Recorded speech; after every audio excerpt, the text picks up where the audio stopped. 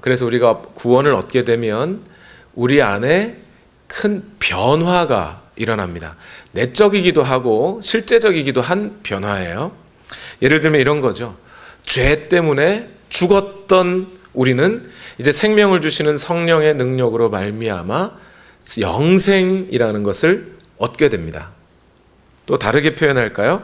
하나님의 진노와 심판의 대상으로 우리 앞에 죽음이 운명처럼 기다리고 있는 존재였다면 이제 우리는 그 죄를 용서받고 하나님의 그 자녀로서의 특권을 갖게 됩니다. 또 사탄의 종 노릇하면서 이 세상 풍속을 쫓아 이 세상 유행을 쫓아 살던 우리는 이제 어떻게 변하죠? 그리스도의 종이 되어 하나님 나라의 가치와 그 법을 따르며 살아가는 사람들이 됩니다. 그래서 이 세상이 전부인 줄 알고 이 세상의 시민권만을 전부인 줄 알고 살던 우리가 하나님 나라의 시민권이 있다는 것을 알고 그 시민권을 받아 가진 하나님 나라의 백성으로서의 삶을 살게 되죠. 이것이 우리가 예수 그리스도를 믿고 그리스도인이 되었을 때 우리 안에 일어나는 변화입니다. 이 변화는 사실 우리 스스로 결정해서 만들어낸 변화가 아닙니다. 나 이제 착하게 살래 하면서 결단하는 조폭 아저씨께서 이렇게 세숫대야에 손 넣고 물로 씻어서 그렇게 얻는 변화가 아니라고요. 이건 하나님께서 우리가 아닌 우리 외부에 하나님의 능력과 은혜로 주어지는 변화죠. 그래서 신약 성경은 이 변화를 가리켜서 고린도후서 5장 17절에 이렇게 말씀합니다. 같이 읽어보겠습니다. 시작. 누구든지 그리스도 안에 있으면 그는 새로운 피조물입니다. 옛것은 지나갔습니다. 보십시오. 새 것이 되었습니다. 그러니까 우리의 겉모습은 변화가 없이 그 사람이 예전 그 사람일지 모르지만 우리의 속사람은 이미 변화되었고 하나님과의 관계에 있어서도 큰 변화를 가져옵니다. 이 변화는 우리 힘으로 가져올 수 있는 것이 아니기 때문에 성경은 뭐라고 한다고요? 그것을 새로운 피조물이 되는 것이다는 거예요. 즉 하나님은 우리를 다시 새롭게 창조해 내신다는 거죠. 그 일을 구원한다라고 말을 하는 것이고 새 창조라고 말을 하는 겁니다. 오늘 우리가 창세기 1장 3절에서 5절을 읽었어요. 창세기의 창조기사의 첫날에 나오는 말씀입니다. 그런데 우리가 중요하게 이 말씀들을 생각해야 될 것은 뭐냐면 태초에 처음 이 세상을 창조하셨던 그 창조기사의 창조의 말씀 그대로 오늘 우리를 구원하신 하나님의 은혜를 또한 창조라고 말한다는 거예요. 그때는 첫 창조, 우리 안에 일어나는 이 구원을 새 창조 이렇게 말하는 겁니다. 그렇게 말하는 이유는 처음 창세기에서 일어난 그 창조의 기사처럼 그때 하나님이 이 모든 우주 만물을 만드시고 지으실 때 실제로 역사적으로 그렇게 하셨던 그 하나님의 역사가 오늘 어디서요? 우리 안에서 또한 일어난다는 겁니다. 그 하나님의 방식대로 우리를 구원하셨고 그때 창조하신 방식대로 우리를 새로운 피조물로 만들어가고 계시다는 거죠. 그래서 우리는 오늘 창세기 기사의 창조 기사들을 읽어가면서 우리는 뭘 발견할 수 있어요? 하나님이 오늘 우리 안에서 지금 하고 계신 그 구원의 역사를 만나볼 수 있게 되는 겁니다. 고린도후서 4장 6절에 사도 바울은 분명히 이렇게 말하고 있어요. 같이 읽겠습니다. 시작. 어둠 속에 빛이 비쳐라 하고 말씀하신 하나님께서 우리의 마음속을 비추셔서 예수 그리스도의 얼굴에 나타난 하나님의 영광을 아는 지식의 빛을 우리에게 주셨습니다. 고린도후서 이 4장 6절 말씀이 뭐라고 하는 거죠? 처음 이 세상에 빛이 비쳐라 하고 말씀하셨던 그 하나님이 똑같이 우리 안에 예수 그리스도의 얼굴에 나타난 그 하나님의 영광을 아는 빛을 우리 안에 비춰주셨다. 즉 구원의 빛을 비춰주셨다는 겁니다. 우리는 이 말씀을 통해서 그 첫 창조의 역사 가운데 하나님의 역사가 하나님이 하신 일이 오늘 우리 안에서도 동일하게 일어나고 있다는 걸 보는 거죠. 그래서 오늘 말씀은 하나님이 처음 이 세상을 창조하실 때 어떻게 창조하셨는가 하는 말씀도 되지만, 오늘 우리에게 구원을 허락하실 때, 하나님의 구원을 허락하실 때 우리에게 어떻게 행하셨고 또 그 어떻게 일을 하고 계신지를 볼 수 있는 거예요. 그 하나님의 역사를 오늘 저와 여러분이 좀 나누고 싶은 겁니다. 좀 일상적이지 않고 좀 평상시에 우리가 들어볼 수 있는 언어들은 아닐 수 있어서 조금 지루할 수도 있고 상상력을 동원해야 하기도 하지만, 잘 들어주시면 큰 은혜가 될 줄로 믿습니다. 우리는 지난 시간에 처음 생겨나기 시작한 땅이 어떤 상태였다고요? 지금의 우리가 보는 땅과는 좀 다른 혼돈과, 즉 무질서하고 공허, 텅 비어 있고 또 대부분은 어둡고 흑암 가운데 있었던 땅이었다 그랬습니다. 그리고 그 땅에 누가 찾아오셨어요? 성령께서 오셔서 하나님의 영이 그 땅 가운데 하나님의 생명력을 불어넣는, 닭과 독수리 기억하시죠? 어미닭과 어미 독수리가 그 알을 품고 새끼들을 훈련하듯이 그렇게 이 우주 만물의 생명력을 불어넣기 시작하셨다는 것을 우리가 배웠습니다. 그럼 똑같이 성령께서 그 처음 흑암뿐이고 혼돈뿐이던 그 땅에 그렇게 하셨던 것은 오늘 우리 안에도 그렇게 하셨다는 말이 되죠. 즉 우리가 예수 그리스도를 믿기 이전 여전히 타락한 상태, 죄와 죽음의 상태에 있던 우리의 영혼은 무질서하고 혼돈스럽고 공허하고 허무하고 무엇을 쫓아 살아야 될지, 어떤 기쁨을 누려도 어떤 기쁨을 내가 추구해도 마음속에는 허무뿐이었던, 그리고 장차 내 인생이 어디로 가야 될지 알지 못하는 흑암에 처한 내 인생 가운데 성령께서 오셔서 나를 살려내심으로 오늘 우리는 믿음을 가지고 구원에 이르게 되는 거라는 겁니다. 이렇게 말씀드리면 어떤 분은 이렇게 말씀하시는 분이 있어요. 목사님, 우리가 생명을 얻고 믿는 게 아니고 믿어서 영생을 얻는 거 아닌가요? 이렇게 말씀하셔요. 우리의 경험적으로 얘기하면 그럴 수도 있어요. 우리는 사실 처음 언제 성령께서 우리 안에 오셨는지를 잘 모르기 때문이죠. 그냥 경험적으로 생각하면 내가 여러 군데 다니다가 불교도 아닌 것 같아, 힌두교도 아닌 것 같아, 이슬람교도 아닌 것 같아, 남녀호랭개교도 아닌 것 같아, 남묘호랭개교 다 아닌 것 같고 기독교가 맞는 것 같아라고 내가 선택을 한 것 같아요. 우리의 경험에 따르면. 그러나 성경이 말하고 있는 바는 그 이전에 우리를 하나님이 살리는 역사가 있었다는 거죠. 쉽게 생각해 보면 금방 이해도 됩니다. 왜 그러냐면, 여러분, 저 공동묘지에 가서 제가 이제 이 시간 여러분 예수님을 믿기 원하시는 분은 다 같이 두 손을 들고 앞으로 나와주시기 바랍니다. 그러면 누가 걸어 나오나요? 아무도 안 나와요. 거기는 아무 일도 일어나지 않아요. 죽었던 자들에게 예수 믿으라고 아무리 외쳐봐야 믿지 않습니다. 그들이 일단 살아나야 산 사람이 음성을 듣고 나오는 거죠. 그래서 우리가 구원이 있다는 것은 하나님의 성령이 오늘 우리 안에 오셔서 생명을 누리게 하시는 그 성령이 우리를 죄와 죽음에서 건져내 주시는 일이 없으면 우리에게 구원은 없는 것이라는 거예요. 그렇게 살아난 우리가 이제 예수 그리스도를 믿습니다라고 고백도 하기 이전에 하나님께서 우리에게 또 하시는 일이 또 있어요. 우리의 구원을 위해. 그것이 오늘 창세기 1장 3절에는 이렇게 기록되어 있습니다. 같이 읽겠습니다. 시작. 하나님이 말씀하시기를 빛이 생겨라 하시니 빛이 생겼다. 하나님이 뭐 하셨다고요?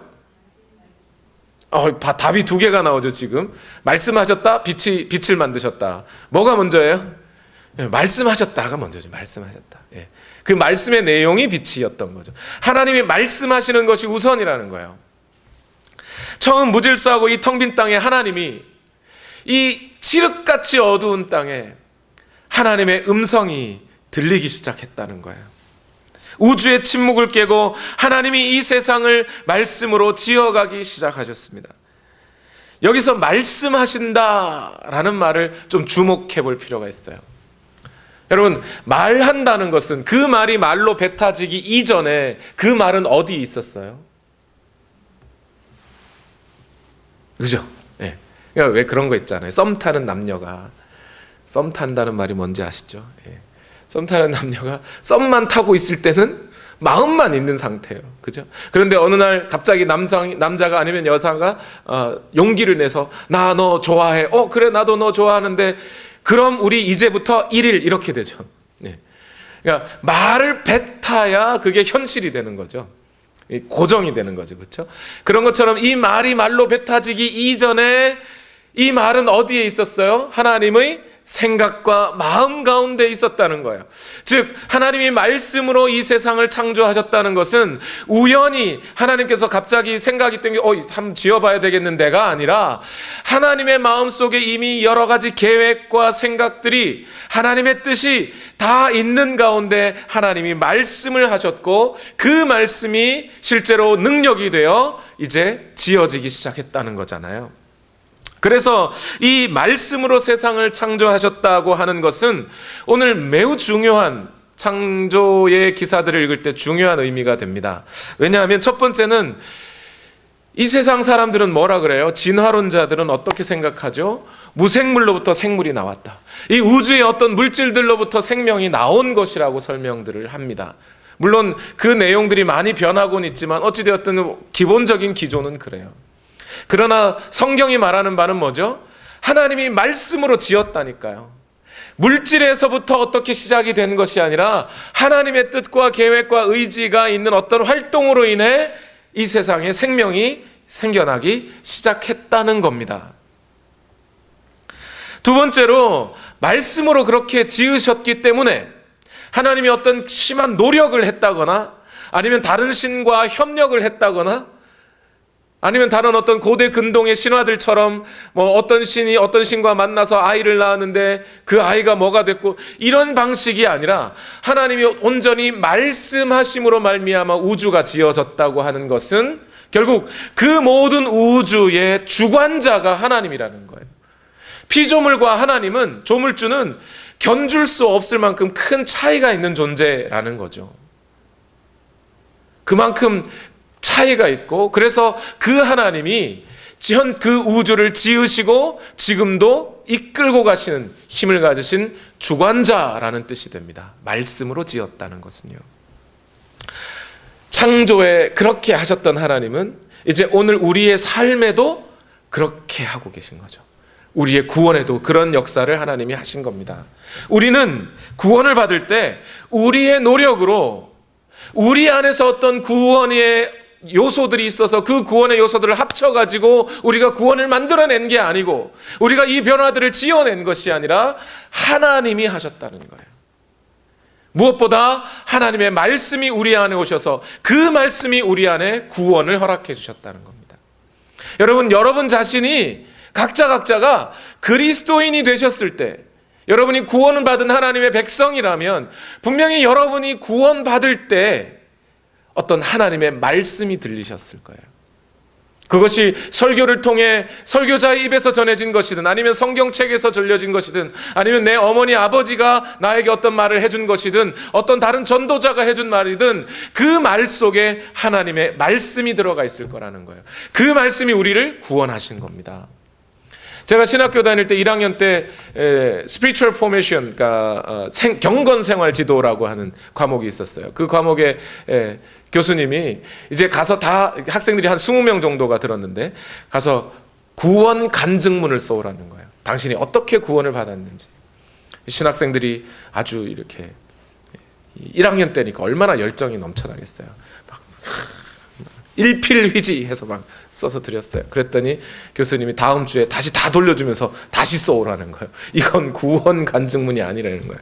왜 그러냐 그랬더니 다들 내용이 가다가 저 하늘의 밤에 별을 봤는데 별이 십자가 모양으로 보였고 이런 식으로 다 나온다는 거예요. 자기의 경험.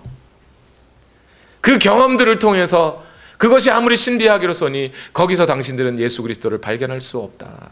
하나님의 말씀이 분명히 있었을 것이다. 그것이 어떤 한 구절에는 요한복음 3장 16절이든 그것이 무엇이었든지 간에 그 말씀이 여러분들을 구원했지 다른 어떤 경험들이 당신들을 구원의 길로 인도할 수 없다 그래요.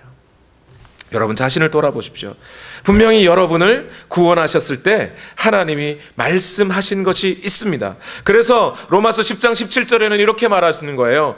다 같이 읽어보겠습니다. 시작. 그러므로 믿음은 들음에서 생기고 들음은 그리스도를 전하는 말씀에서 비롯되는 겁니다. 하나님의 말씀이 우리를 구원하시는 거예요. 어거스틴이라는 사람이 있어요. 그 사람이 쓴 고백록, 자신이 변화받았던 그때를 고백하고 있는 고백록이라는 책에 이 사실을 분명하게 보여주고 있어요. 어거스틴이 젊은 날은 매우 방황했고 방탕한 생활을 하고 있었습니다. 그러던 그가 어느 날 친구의 집에 앉아 있는데 담 너머 아이들이 부르는 노래소리가 들렸어요. 그 노래소리가 뭔지는 모르겠지만 아마 고무줄 하면서 월계하게 수수 목단 금단 초단일 뭐 이런 노래 불렀나 봐요. 물론 고무는 없었겠네. 고무줄은 없었는 것 같아요. 예, 아무튼 그 아이들이 담장 너머에서 부르는 노래를 들었는데 그 아이들의 노래가 뭐라고 얘기하냐면 펴서 읽어라, 펴서 읽어라 이래요. 또는 다르게 번역하면 들어서 읽어라, 들고 읽어라 이렇게 했다는 거예요.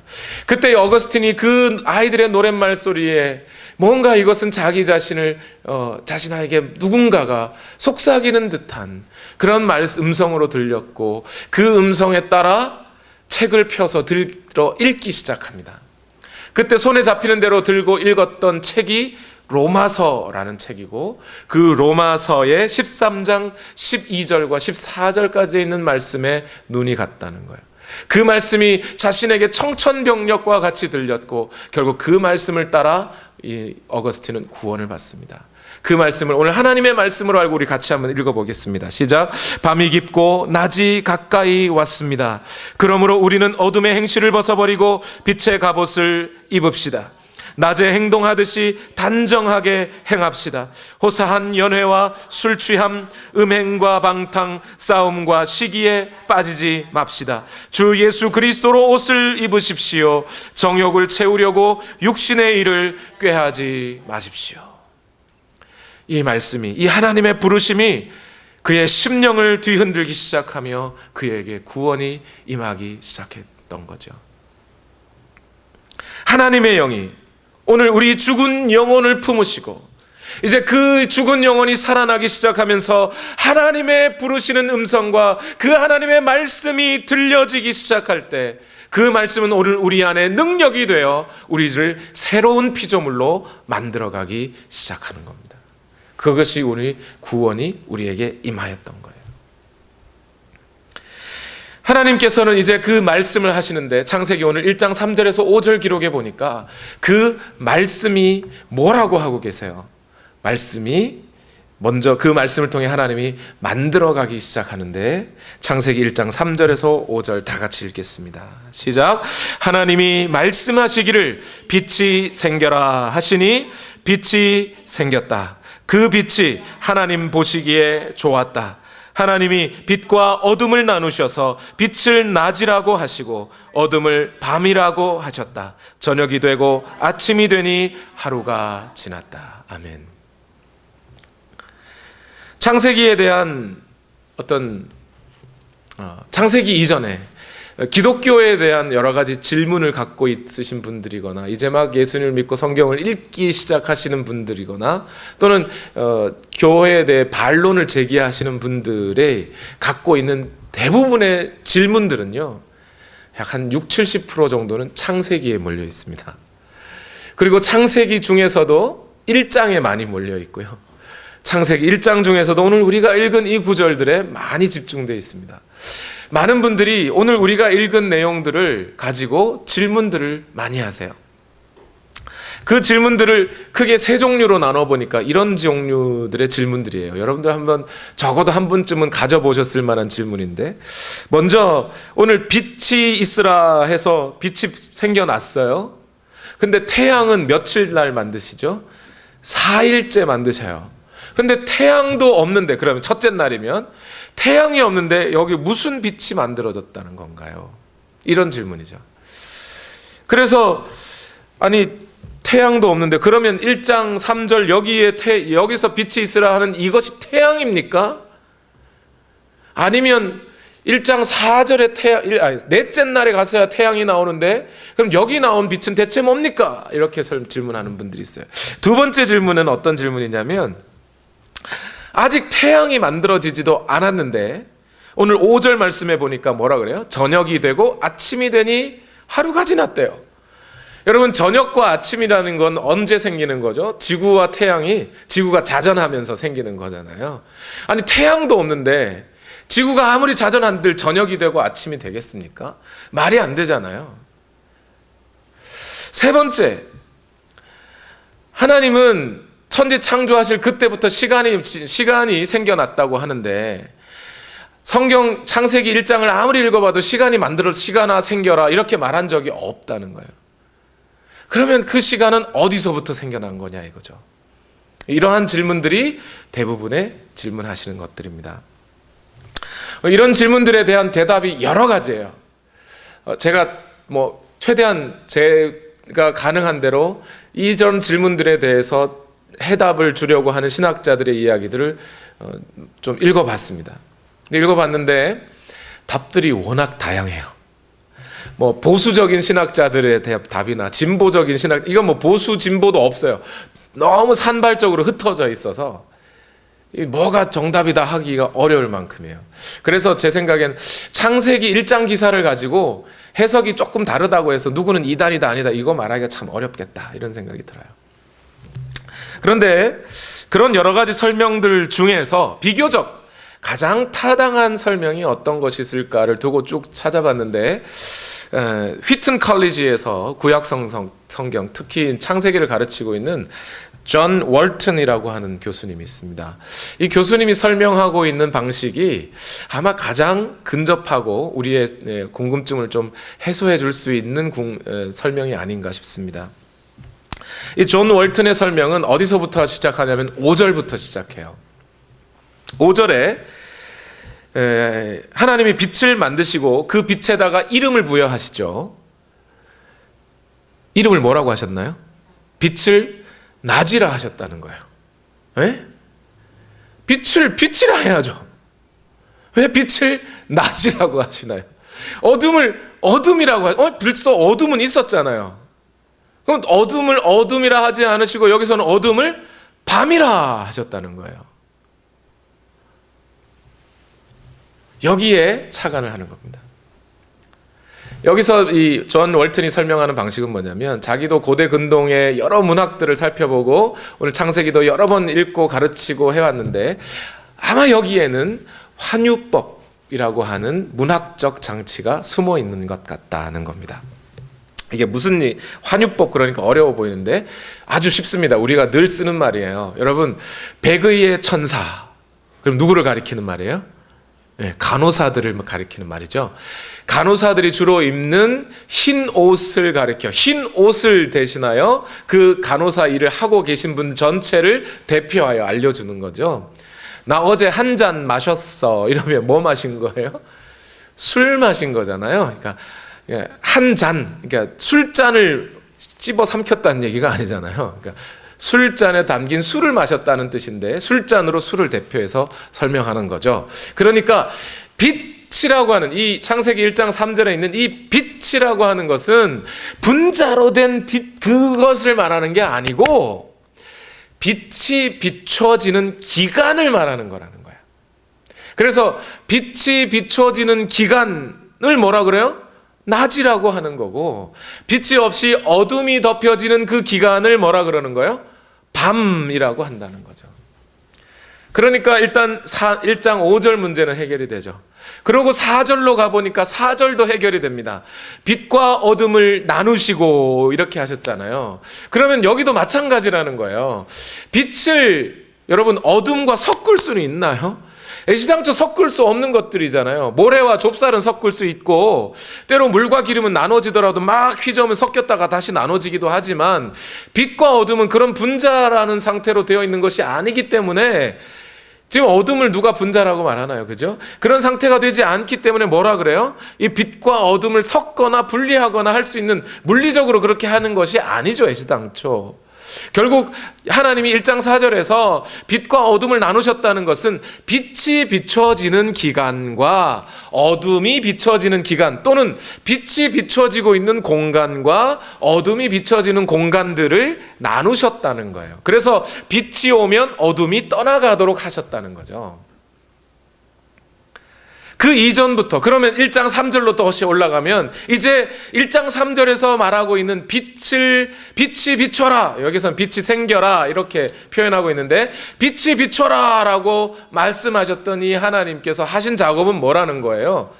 애시당초 태양을 만들어서 태양빛을 비추게 했다는 게 아니라, 그 근원부터 애시당초 빛을 비출 수 있는, 빛을 발광할 수 있는 그런 발광체가 없잖아요. 태양도 없지만 다른 빛들도 어차피 없잖아요. 여기서는 뭐예요? 하나님의 영광이, 하나님의 빛이 그 어둠 속에 있는 땅, 어둠이 가득한 그 땅에 하나님의 빛이 비춰질 수 있도록 그 길을 내시고 그 어둠들이 물러날 수 있도록 하셨다는 거예요. 그것도 영원히 물러나는 게 아니라 빛이 비춰지고 또 어둠이 덮을 수 있는 공간들로 하나님이 이렇게 갈라놓으셨다는 거죠. 이건 물리적인 창조라고 말하기 이전에 어떤 기능적인 차원에서 갈라놓으심을 말하는 거라는 겁니다. 그렇게 말하고 나니까 여러 가지 말이 맞아 들어가기 시작해요. 왜 그러냐면 이때부터 시간이 생겨난 거거든요. 빛이 있고 어둠이 있고, 낮이 있고 밤이 있게 되니까 낮과 밤, 낮과 밤, 낮과 밤이 교차하다 보면 뭐가 생기는 거예요? 거기서 시간이라는 것이 생기는 거죠. 그래서 저녁이 되고 아침이 되니까 가능해지는 거예요, 이제부터. 예, 되게 물리적이고 우주론적인 설명이긴 한데, 헷갈릴 수도 있고요. 다 이해가 안 될 수도 있습니다. 우리가 기억해야 되는 건 뭐냐면, 이 창세기의 1장 3절에서 5절에 있는 이 빛과 이런 생명, 시간, 이런 것에 관한 말씀은 이런 거라는 거예요. 처음 하나님이 이 온 우주를 만드실 때 하나님의 영광으로부터 시작했다는 겁니다. 하나님의 영광이, 하나님의 빛이 이 어둠 속에 있는 땅들 가운데 이제 비춰지기 시작했고, 그 길이 열려지면서 빛과 어둠과, 빛이 비치는 기간과 어둠이 비춰지는 그 공간과 기간이 나누어지면서 낮과 밤이 생겼고, 그 낮과 밤을 인해 시간, 결국 우리가 존재할 수 있는 여건들이 생겨나기 시작했다는 거죠. 중요한 것은 이 창조의 기사가 오늘 우리의 구원과 무슨 관계가 있냐는 겁니다. 앞에서도 말씀드렸듯이 처음 하나님이 창조하셨던 그것은 오늘 우리 안에도 똑같이 일어나고 있다는 것. 고린도후서 4장 6절 말씀을 여기서 다시 한번 읽어보셔야 돼요. 같이 읽어봅시다. 시작. 어둠 속에 빛이 비춰라 하고 말씀하신 하나님께서 우리의 마음속을 비추셔서 예수 그리스도의 얼굴에 나타난 하나님의 영광을 아는 지식의 빛을 우리에게 주셨습니다. 오늘 이 고린도후서 4장 6절 말씀이 첫 창조와 새 창조를, 그 관계를 규정하는 말씀이에요. 이건 무슨 비유가 아니에요. 예화가 아니에요. 창세기 첫날에 대해서 우리가 분명히 이야기하고 싶었던 건 그거였죠. 여러분, 태양빛이 아니라니까요. 하나님으로부터 나온 그 하나님의 빛이 비춰지기 시작하면서 시간과 공간과 기간들이 생겨나고 우리가 존재할 수 있는 생명력들이 생겨나기 시작했다는 거예요. 무질서하고 텅 비고 혼돈스러웠던 이 천지에 하나님의 빛이 비추기 시작하면서 생명이 생겨나고 질서가 생겨나고 구분되어질 것들이 구분되기 시작했다는 겁니다. 이것이 위대한 빛이 아닌가요? 지금 우리가 보는 저 태양빛과는 같지 않은 더 위대한, 더 하나님의 그 속성을, 본연의 속성을 그대로 드러낼 수 있는 그 태고적의 빛이 비춰지기 시작했다는 것이죠. 이 세상의 제1원인은 하나님이시지 태양이 아니라는 겁니다. 태양이 그것을 하는 게 아니라, 태양이 생명을 소생시키는 게 아니라 그 이전에 하나님의 빛이 이 땅에 비춰지기 시작하면서 이 무질서하고 생명 없는 땅에 하나님의 빛을 받아 생명을 가지게 되는 것이죠. 그래서 이 세상의 수많은 피조물들이 복을 받았다 하는 것은 뭔 복을 받은 거예요? 하나님으로부터 그 생명을 받아 생명력을 누리게 되는 이 자체가 복이 된다는 겁니다. 그 새 창조, 그 첫 창조의 역사가 오늘 우리의 구원, 곧 새 창조의 역사 가운데서도 동일하게 이루어져 나오고 있으니 오늘 혼돈과 공허와 흑암뿐인 이 죄인의 삶 가운데 예수 그리스도라는 빛이 오늘 우리 안에 비춰지기 시작할 때 오늘 우리 안에 생명이 솟게 되는 것이죠. 요한복음 1장 9절과 10절 말씀을 다 같이 읽어보겠습니다. 시작. 참 빛이 있었다. 그 빛이 세상에 와서 모든 사람을 비추고 있다. 그는 세상에 계셨다. 세상이 그로 말미암아 생겨났는데도 세상은 그를 알아보지 못하였다. 요한복음은 분명히 선언하는 거예요. 태초에 비추었던, 이 모든 세상을 비추었던, 그리고 지금도 비추고 있을 그 하나님의 영광의 강체, 그분은 곧 예수 그리스도라는 거예요. 그리고 그 예수 그리스도는 이 땅에 육신을 입고 오신 적이 있는데 그 세상이 그 예수 그리스도를 알아보지 못했다는 겁니다. 예수 그리스도가 빛이라는 거예요.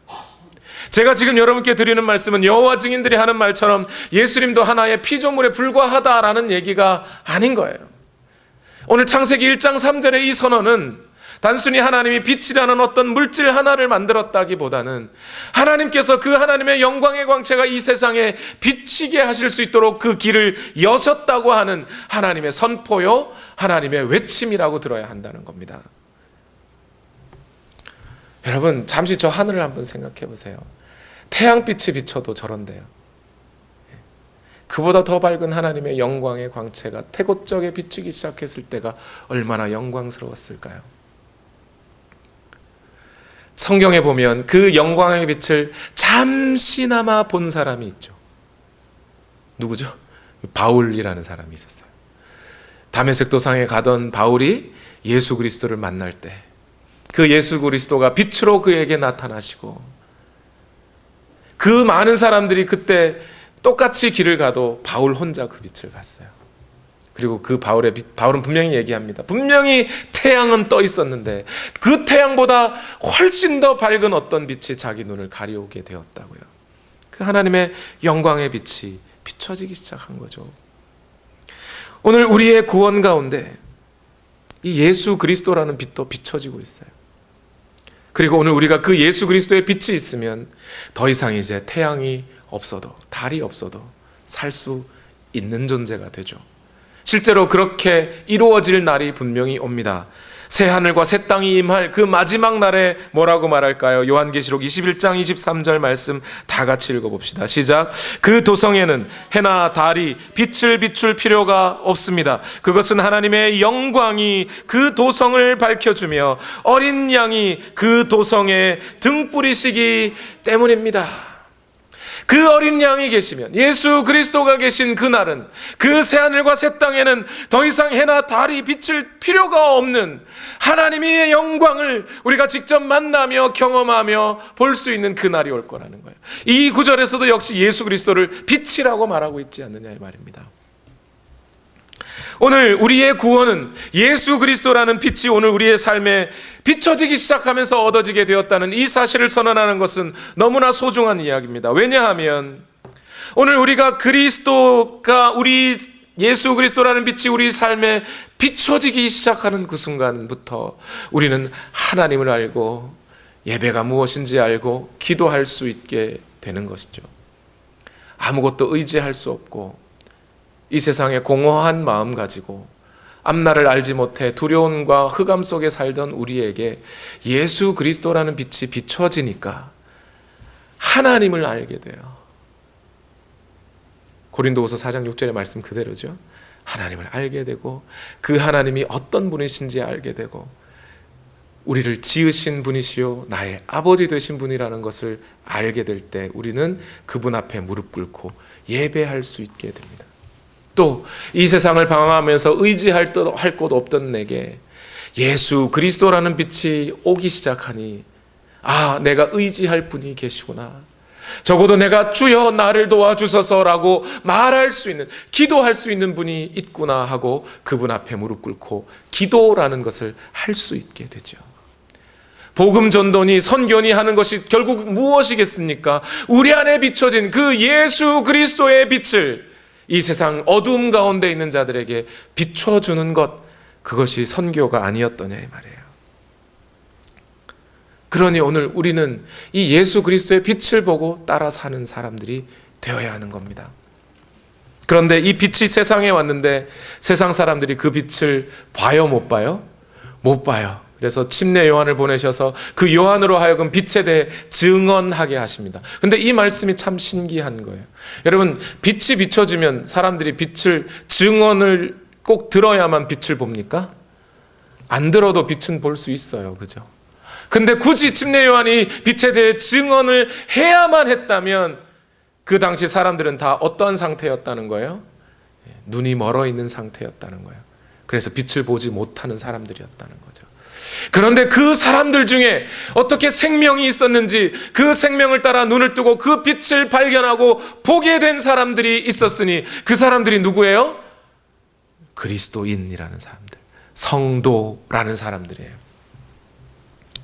성도들은 그 빛에 의해 그 빛을 보고 이제 새롭게 창조된 그들은 혼돈과 흑암과 허무 가운데서 나와서 생명과 질서 앞에 서게 되는 거죠. 그게 그리스도인이에요. 그게 저와 여러분이라고요.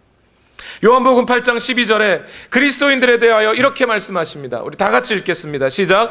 예수께서 다시 그들에게 말씀하셨다. 나는 세상의 빛이다. 나를 따르는 사람은 어둠 속에 다니지 아니하고 생명의 빛을 얻을 것이다. 이 세상의 빛 되신 예수 그리스도께서, 이 세상의 빛을 비추시고 계신 그 예수 그리스도께서 내가 빛이다. 이제 이 빛을 보고 빛을 따르는, 빛으로 나오는 자들은 나를 따라 어둠 속에 다니지 아니하고 생명의 빛을 얻게 될 것이다. 그 생명의 빛을 얻은 자들을 향하여 마태복음 5장 16절에 이렇게 말씀합니다. 읽겠습니다. 시작. 이와 같이 너희 빛을 사람에게 비추어서 그들이 너희의 착한 행실을 보고 하늘에 계신 너희 아버지께 영광을 돌리게 하여라. 빛을 받은 우리는 저 태양빛보다 더 밝은 예수 그리스도라는 빛을 받은 우리는 이제 그 빛을 비추는 삶을 살아야 하는데 그것을 착한 행실이라고 해요. 이 착한 행실이 뭘까요? 사람들은 김치 갖다 주는 거를 생각해요. 안 믿는 사람한테 고구마 하나라도 더 얹어주면서 예수 믿으라 그래야 예수 믿지. 그것을 착한 행실이라고 해요. 근데 여러분, 예수님의 빛을, 예수님도 빛으로 세상에 오셨다면서요. 그리고 세상의 빛이 우리라면서요. 예수님이 비췄던 그 빛을 그대로 우리가 비춰야 한다면서요. 그럼 예수님도 착한 일을 하셨잖아요. 예수님이 하신 착한 일이 김치 주는 건가요? 깍두기 나눠주는 거였나요? 예수님이 하신 가장 큰 착한 행실이 뭐였습니까? 십자가 지시는 일이에요. 자기를 향하여 억울하게 누명을 씌우고 못질을 하고 가시 면류관을 씌우고 침을 뱉고 하시는 그 상황에서도 입을 다물고 어린 양과 같이 십자가에 조용히 매달리는 것, 그것이 예수님이 하신 착한 행실이죠. 예수님이 그렇게 하심으로 말미암아 뭐가 드러났어요? 예수님을 십자가에 못 박은 그들이 죄인이라는 것이 드러나 버렸죠. 그것이 빛이 어둠에 비치는 방식인 거죠. 그러면 오늘 마찬가지로 우리에게 비춰진 예수 그리스도라는 빛이 비춰진 우리는 이제 빛 되신 빛된 자로, 이 세상에 비친 자로서 착한 행실, 어떤 착한 행실을 사는 거였죠? 예수님 하신 바대로 똑같이. 오늘 우리가 예수 그리스도를 믿는다는 것 때문에 다른 사람들보다 훨씬 더 많은 고생들을 해야 하고, 때로는 그것 때문에 모욕을 당하고 배신을 당하고 어려움을 당하고 욕을 먹어도 인내하는 겁니다. 그것이 세상에 빛을 비추는 방식이에요. 그러면 어떻게 되죠? 우리를 욕한 그들이, 우리를 업신여긴 그들이, 우리를 조롱한 그들이 지금 이 땅은 아니더라도 장차 하나님 앞에 섰을 때 네가 그렇게 한 것이 어둠의 행실이요 죄인이라는 것이 드러나게 되어 있다는 거예요. 그것이 이 세상에 빛을 비추는 방식이에요. 마태복음 5장 14절에 분명히 이렇게 말씀하시죠. 읽겠습니다. 시작. 너희는 세상의 빛이다. 산 위에 세운 마을은 숨길 수 없다. 예수님이 이 땅에 오셨을 때 다른 모든 이 세상이 어둠이라는 것이 드러나 버렸듯이 똑같이 오늘 빛이 된 그리스도인들은 이 세상에 우리의 빛을 비추어 이 세상의 악의 드러나는, 악이 폭로되는 삶을 살아야 한다는 것이에요. 그것은 곧 우리가 하나님의 말씀을 지켜 살며 그렇게 지켜 사는 것 때문에 받은 욕과 폭력들과 배신과 침뱉음과 모욕과 조롱들이 결국은 그들이 잘못되었다는 것이 드러나도록 입을 다무는 것, 그것이 우리의 삶이라는 겁니다. 목사님, 그러면 예수 믿는 사람들은 맨날 바보같이 당하고만 살아야 돼요? 예, 지금부터 여러분 바보처럼 사십시오 이런 뜻이 아니에요. 물론 그러나 우리가 예수 그리스도의 빛을 받아 이 세상의 빛을 비추는 자로서 살려다 보면 그럴 수밖에 없어질 때가 온다는 거예요. 여전히 이 세상은 죄와 악이 관영하고 하나님의 법을 멀리하고 있는데, 그렇게 하나님의 법을 알지 못하고 조롱하는 자들이 또한 동시에 예수 그리스도를 믿는 우리를 조롱하고 놀리고 폭력을 행사할 수 있다는 겁니다. 여러분, 이러한 말씀 드린다고 너무 부담스러워하지는 마십시오. 창세기 1장 4절은 우리에게 또 위로가 되는 말씀을 주십니다. 창세기 1장 4절에 뭐라고 하고 계시죠? 그 앞부분만 읽어볼까요? 시작. 그 빛이 하나님 보시기에, 좋았더라는 좀 있다가요, 보시기에. 하나님이 빛을 비추게 해놓으시고 그 지으신 세상을 어떻게 하셨다고요? 보셨다고요. 보고 계신다고요. 우리 안에 예수 그리스도의 빛이 비춰지기 시작하였을 때 이제 나는 변화를 받아 회개하고 믿음을 가지고 예수 그리스도의 말씀을 쫓아 살려고 합니다. 그런데 내 육신이 연약하여 잘 되지를 않습니다. 그러할 때 내 마음속에 자괴감이나 또는 실패감들이 찾아올 때가 있습니다. 그때 우리가 기억해야 돼요. 하나님이 보고 계시다. 좌절하지 말자. 슬퍼하지 말자. 이 세상 사람들이, 아니 내 가족들조차 나를 몰라준다 한들 하나님은 나를 보고 계시다. 이 믿음을 가지시라는 거예요. 시편 34편 15절에도 시편 기자는 똑같은 이야기를 하고 있어요. 같이 읽읍시다. 시작. 주님의 눈은 의로운 사람을 살피시며 주님의 귀는 그들이 부르짖는 소리를 들으신다. 예수 그리스도를 믿는 것 때문에 박해받고 조롱을 당하여도, 많은 절망을 겪고 있을지라도, 사람들로부터 동정을 받지 못한다 할지라도 오늘 우리가 따뜻한 이 진리의 말씀을 기억해야 된다는 거예요. 하나님이 나를 보고 계신다. 그런 믿음을 가진 우리는 이제 어떻게 살 수 있어요? 보시기에 좋았더라의 삶을 살 수 있어요. 여기 좋았더라 히브리어로 토브라는 단어예요. 토브. 근데 이 토브라는 단어는 좋다, 근데 한국말 하듯이 좋은 게 좋은 거야 할 때 그 좋은 게 아니에요. 여기서 좋다 하는 말은 딱 맞다 이런 뜻이에요. 하나님이 지으신 목적이 있을 거 아니에요.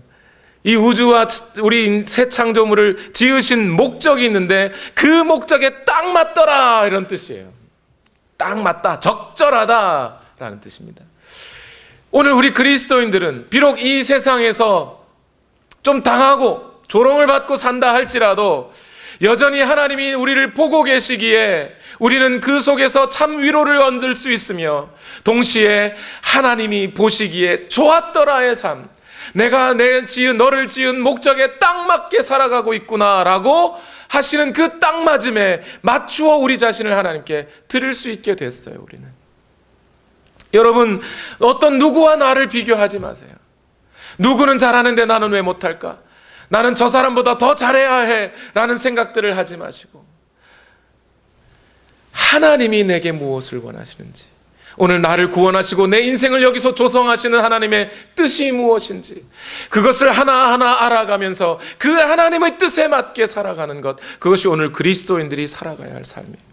우리 자녀들이 학교에서 1등하지 못한다고 다그칠 필요가 없어요.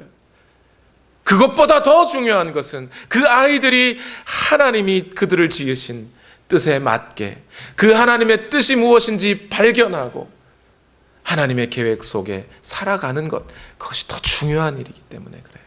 비록 우리는 지금 당장 그 하나님의 뜻과 계획을 다 알지는 못하지만, 그러나 우리 속에 이 구원의 역사를, 새 창조의 역사를 시작하신 분이 하나님이시고 이 천지 만물도 하나님께서 그 시작하신 그 능력에 따라 굴러가고 있다면 오늘 우리도 그렇게 하나님께서 끝까지 인도하실 것을 믿을 수 있습니다. 그 믿음 가지고 살아가시길 예수님 이름으로 축원합니다.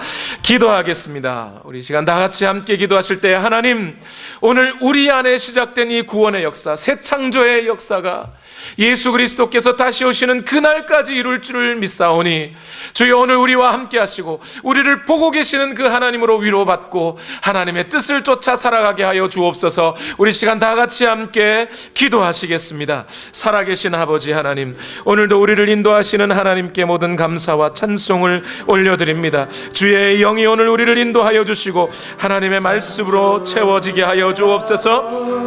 하나님, 역사하여 주시기를 원합니다. 주의 뜻이 오늘도 우리를 인도하여 주시옵소서. 주님 함께하여 주시옵소서. 택하신 세대 일으키이여 이 땅을 고치소서. 주의 크신 능력 만물이 사모하니 성령의 기름 부어주사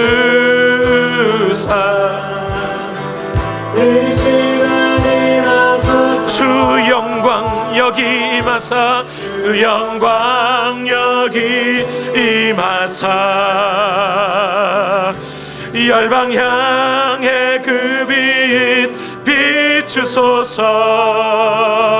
주의 얼굴 구할 때 주의 향기 머무 열방의 통치자 열방의 통치자 세상이 보리라 세상이 보리라 신실한 주의 약속으로 신실한 주의 약속을 교회는 승리하리. 하나님의 새로운 피조물들의 고백입니다. 우릴 돌아보사 우릴 돌아보사 강건케 하소서 강건케 하소서. 연약함 모두 벗어지고 연약함 모두 벗어지고 승리케 하옵소서. 우리 하나님을 높여드립시다. 주 영광 여기 임하사 임하사 열방 향해 그 빛 비추소서. 주의 얼굴 구할 때 주의 향기 주 영광 여기 임하사 주 영광 여기 임하사 열방 향해 그 빛 비추소서. 주의 얼굴 구할 때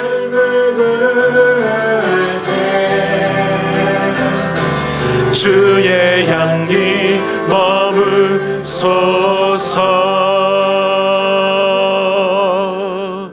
살아계신 하나님, 지금도 그 빛이 되신 예수 그리스도와 오늘 우리의 삶에 그 빛을 비추고 계신 주여, 이제 오늘 우리의 삶에 그 빛이 비춰짐으로 말미암아 우리는 새 피조물이 되었고 하나님의 백성이 되었으며 하나님의 자녀가 되었고 죄와 죽음의 세상에서 벗어나 참된 생명과 질서의 땅으로 옮겨지게 되었음을 믿습니다. 그 위대한 하나님의 역사가 오늘 우리 가운데 일어났음을 믿습니다. 오늘 우리는 이제 그 빛 되신 빛의 자녀로서의 삶을 살기 원합니다. 이 고귀한 빛의 자녀의 삶을 끝까지 살아내게 하시고 인내하게 하시며 견뎌내게 하시고 하나님의 뜻이 이루어지는 그날을 보게 하여 주옵소서. 이 시간 또한 하나님 앞에 우리의 예물을 올려드립니다. 너희는 먼저 그의 나라와 그의 의를 구하라 하신 그 명령의 말씀을 쫓아 예물을 올려드리오니 이 모든 것이 너희에게 더할 것이다 하고 약속하신 그 약속의 말씀 또한 우리 안에 이루어질 줄로 믿습니다. 예수님의 이름으로 기도하옵나이다. 아멘.